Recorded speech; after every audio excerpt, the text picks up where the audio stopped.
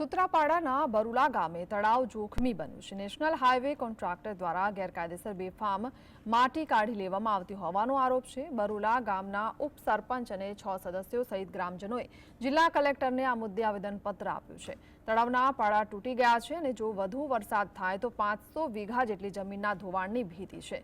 તળાવ હજુ પણ ભયજનક સ્થિતિમાં છે। નિયમો વિરુદ્ધ કામ કરનાર કોન્ટ્રાક્ટર સહિતના લોકો વિરુદ્ધ કડક કાર્યવાહીની માંગ કરવામાં આવી છે।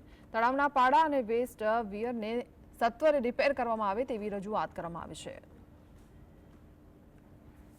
કે તળાવની અંદર જે કામ થયું નેશનલ હાઈવે વાળા જે લઈ ગયા છે એ ખૂબ પ્રમાણમાં વધારે માટી ગેરકાયદેસર લઈ ગયા છે અને સુખધામ સૌર યોજનામાં એ કામ ચાલુ કરવાનું હતું, પણ ગામ લોકોને ખબર નથી સુખધામ સૌર યોજનામાં કામ ચાલુ થયું કે નથી।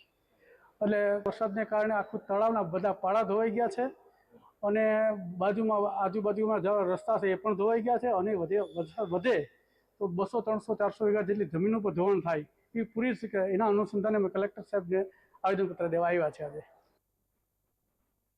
આખરી માંગ તો જે તળાવમાં મોટું બધું નુકસાન થયું છે કે 1 કરોડ રૂપિયા એમાં ખર્ચો કરે તો પણ એ ભરપાઈ થાય એમ નથી। એટલે અમારી મુખ્ય માંગ તો એ છે કે તળાવના પાળા બધા રિપેરિંગ થઈ જાય, પછી એનું વેસ્ટ વિયર બહુ મોટું છે એને નવેરથી બનાવે, એ પણ તૂટી ગયું છે અને સાઈડમાં રસ્તા પણ તૂટી ગયા છે। એ બધા રસ્તાને